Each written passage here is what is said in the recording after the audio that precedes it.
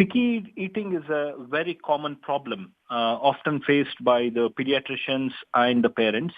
It is so common so that 1 in 5 children almost knocks at the door of the pediatrician for seeking help. Picky eating means the problems which ranging from fussy feeding, gagging with solids, refusal of feeds, food fads, child playing up during the mealtime, and etc., etc. And this is such a problem that if it is not addressed with the right understanding and spirit, feeding your children can turn into a battleground with unpleasant experience both for the child and the parents. Okay. Yeah, I'm finished. Where and how could it go wrong? Before we understand and address the feeding problems, it is important for us to understand where things could go wrong in terms of picky eating. If you look at it, the picky eating can happen right from the stages of weaning the child into solids. For example, when the child is not hungry and the parents are trying to offer extra bottles or for feeding, and this creates an unpleasant experience in the child mind, which can result in food aversion. And we also, when we think about introduction of solids, the so-called the weaning into the child's diet, if does not happen in a right way or if it not progressed in a right way. For example, introduction of solids should go in stages. For example, from 6 months to 9 months, it should be more like a porridge consistency. And then from 9 months onwards, mashed and lumpy food. And by 1 year, the child should be eating whatever the parents are eating at home. In case if you don't progress in the right way, in the right consistency, again, this can lead to food aversion and picky eating. Another one of the important common reasons for picky eating is when the child is suffering from a intercurrent viral illness like coughs and cold. It is very natural for a child to lose its appetite.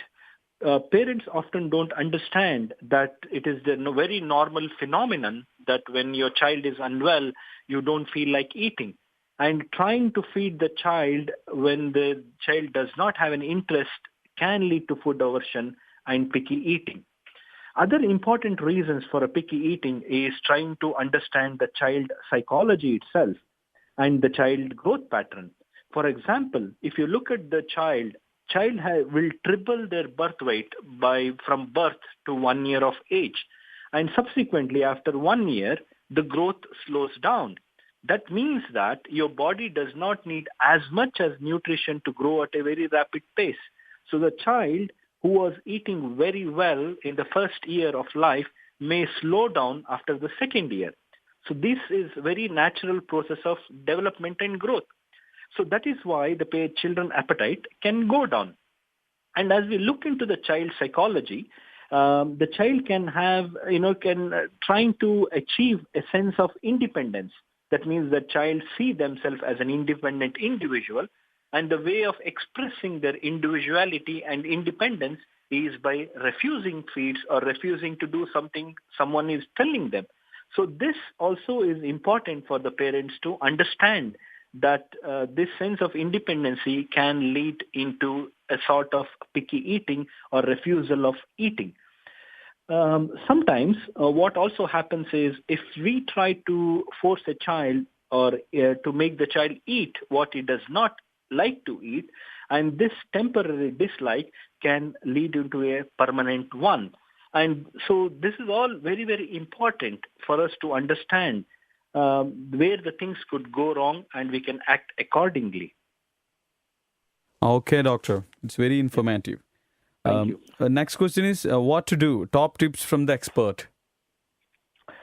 It is very, very important that there are very simple things one could follow to address the picky eating issues. And this is very, very important. And some of the tips I would advise the parents is that accept your child as an individual. Respect his own likes and dislikes to food. Number 2, don't force feed the child. That means that if the child does not want to eat, it simply means that he is not interested in eating at that point of time. Trying to force the child eat can lead to a simple dislike to a food, to a permanent dislike, and can also result in a permanent food aversion. The more you try to overpower his rebel, the more miserably you will fail. Try to make a mealtime a very pleasant experience.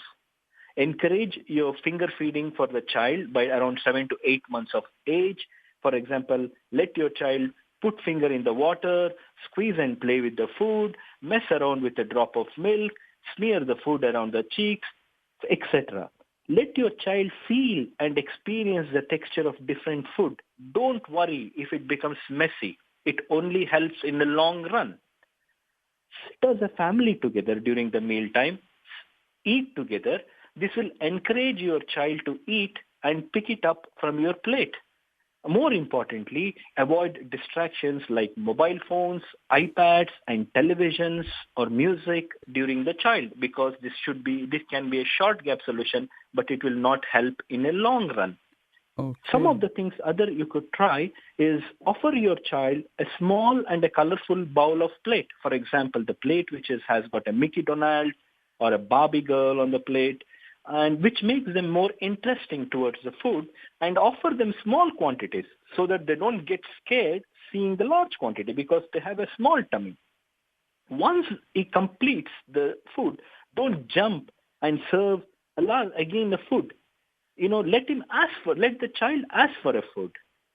Give small praises. Be good in giving praises to the child. You're good. You're such a good boy. You're such a good girl. You have finished your plate. I'm so impressed. Some of these small praises will encourage them to eat. And if your child refuses to eat what he used to eat before, don't fight and argue. Just offer something very different. Use a variety into the diet and create a healthy diet. If your child is fooling around at playtime, perhaps he is not hungry. That child does not like to play. She doesn't. So don't pressurize your child. Leave her alone. If she asks, give another chance. If she still fools around, don't offer till the next meal. It is not appropriate just running around with the child, behind the child, try to keep giving the food, because the child will not realize the concept of hunger. It is important for us to encourage your child to understand the concept of food and hunger, which will help in better eating. Another important thing, set a meal time and a place. Sit as a family together at all the meal time, and let the child eat at a specific place and a specific time all the time, so that when the child is made to sit on a particular place, the child knows it is a food time, and this is what the child is going, and this is the time the child is going to have its food. Don't bribe your child to take a few mouthfuls. For example, telling stories or showing something to persuade him to eat. It will not work in the long term. For example, if you try to bribe the child and say, if you eat 2 mouthfuls of a broccoli, I will give you a cake. We often underestimate how clever the children are, but they will ensure they will eat a cake, but not a broccoli. Okay. Thank you.